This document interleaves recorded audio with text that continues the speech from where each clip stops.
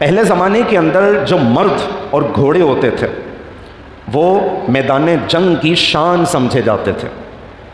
یعنی اگر کہیں مرد کا تذکرہ ہو تو مرد کا تذکرہ کرتے ہی ایک مائنڈ کے اندر تصور بنتا تھا ایک ایسی ہستی، ایک ایسا انسان جو میدان جنگ کی شان ہوگا، گھر کا ذمہ دار ہوگا، ٹھیک ہے، اور اس کا ایک بھرم ہوگا. گھوڑوں کا بھی یہی تصور تھا اور مردوں کا بھی یہی تصور تھا.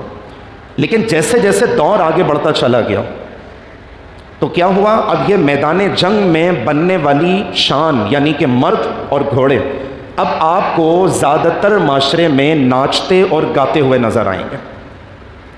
معذرت کے ساتھ یہ والا ٹاپک ابھی میں نماز کے ساتھ جوڑوں گا کہ نماز کی جب پابندی ختم ہوتی ہے تو ڈیفینیٹلی انسان بے حیائی اور بری باتوں کی طرف انوالو ہوتا ہے. اللہ نے ایسی تو نہیں فرما دیا نا کہ بے شک نماز بے حیائی اور بری باتوں سے روکتی ہے. اب کیا ہوا کہ جب فحاشی کی طرف انوالو ہوئے، نتیجہ کیا ہوا، اب اپنی بیویوں کو دکھایا جا رہا ہے ویلاگ کے نام سے، اپنی بہنوں کو دکھایا جا رہا ہے. اور اب کے مرد جو ہیں، جو پہلے زمانے میں میدان جنگ کی شان ہوا کرتے تھے، اب آپ کو شادی بیاہوں میں چھکوں کی شان بنتے ہوئے نظر آئیں گے. آج کل کا ہر لڑکا اپنے آپ کو مرد بنانے کے بجائے نہ جانے شیمیل بنانے پر کیوں تلا ہوا ہے. یا تو پیسے کمانے کی ہوس ہے کہ میں 2-4 ڈھمکے لگاؤں گا، میرے ویوز بڑھیں گے، میں جب تک اپنی بہن کو نہ دکھاؤں، اپنی بیٹی کو نہ دکھاؤں، اپنی بیویوں کو نہ دکھاؤں. اور ہماری قوم کا کیسا مزاج بن چکا ہے، ٹھیک ہے، اس پہ بڑا آج کل تبصرہ ہو رہا ہے. جیسی میٹھی عید آئی ہے نا تو ولاگس کی بھرمار آپ کو انٹرنیٹ پر نظر آئی. ہر وہ بندہ کہ جو کسی کام کا نہیں ہے، نہ اس کے پاس ایجوکیشن ہے، نہ اس کے پاس کوئی اسکلز ہیں، نہ ہی اس کے پاس کسی بھی طرح کی کوئی کوالیفیکیشن ہے، پیسے کمانے کا آسان دھندا یہ بنا دیا کہ بس ولاگ کے نام پر اپنی گھر کی بہن بیٹیوں اور بیویوں کو دکھاؤ اور لاکھوں ڈالر کماؤ اور زندگی عیاشیوں کے ساتھ گزارو.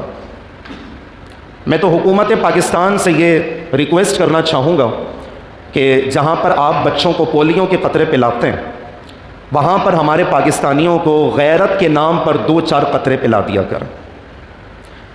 یہ حدیث پاک ذہن نشین کر لیں کہ میرے آقا صلی اللہ علیہ وسلم ارشاد فرماتے ہیں کہ دیوس ہے وہ شخص کہ جس کو پرواہ نہ ہو کہ اس کے گھر سے جانے کے بعد اس کی گھر کی عورتیں کس سے ملیں، کس سے باتیں کریں. حدیث مبارکہ کا مفہوم. اور دیوس کا مطلب آپ کو پتہ ہے کیا ہے؟ بے غیرت انسان. اردو اگر میں ترجمہ کروں نا جو ذرا بھاری لفظ لگتا ہے، بے غیرت انسان.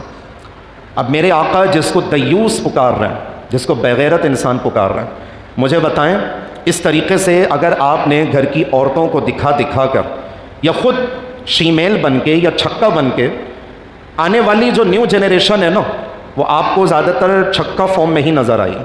آپ ان سے بات کر لیں یار شادی بیاہ میں اللہ نہ کرے آپ کو ڈانس کرنا ہے، بہترین ڈانس کریں گے. بلکہ پاکستانی چھکے تو اتنا اچھا ڈانس کرتے ہیں کہ صاحب بتا رہے تھے کہ انہوں نے بڑے سے بڑے ڈانسرز کو پیچھے چھوڑ دیا. آپ حیران ہوں گے ملینز میں ان کی ویورشپ ہوتی ہے. اور ہماری پاکستانی قوم اب یہی دیکھنا چاہ رہی ہے.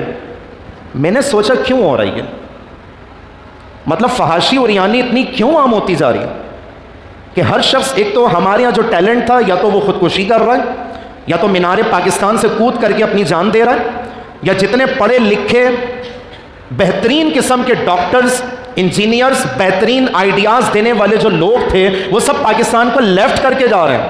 پاکستان میں کیا بچ رہا ہے؟ ناچنے گانے والے لوگ، اپنی فیملی کو دکھانے والے لوگ. میری بہن آج کون سا کپڑا پہن رہی ہے، میری بیوی آج مجھ سے کیا باتیں کر رہی ہے، یہ میرا گھر ہے، یہ میرا واش روم ہے، واش روم تک کی ویڈیوز صبح جاتے ہوئے بنائی جاتی ہیں، ٹھیک ہے، یہ میرا بیڈ ہے، بیڈ پر جب ہم میاں بیوی لیٹتے ہیں تو کون سی باتیں ہوتی ہیں وہ سب ویڈیوز میں دکھایا جا رہا ہے. رات کے وقت میاں بیوی کیا کرتے ہیں، صبح کس حال میں اٹھتے ہیں اور پھر جا کر کے ایک ساتھ ایک ہی واش روم میں غسل کرتے ہیں. ہماری قوم یہی دیکھ رہی ہے، یہ لوگ یہی چیزیں دکھائے جا رہے ہیں. میرے آقا فرماتے ہیں دیوس ہے وہ شخص، اور دیوس کا حکم ہے کہ وہ خالصتاً جہنمی شخص ہے. دیکھنے والے بھی حرام کاری کر رہے ہیں، دکھانے والے بھی حرام کاری کر رہے ہیں، ٹھیک ہے، اور لوگ لاکھوں روپے کما رہے ہیں. ابھی میں نے عرض کیا نا کہ پہلے زمانے کے اندر جو مرد اور گھوڑے ہوتے تھے وہ میدانوں کی شان ہوا کرتے تھے. لیکن اب یہ ساری چیزیں آپ کو شادی بیاہ میں ناچنے اور گانے کے طور پر نظر آئے گی.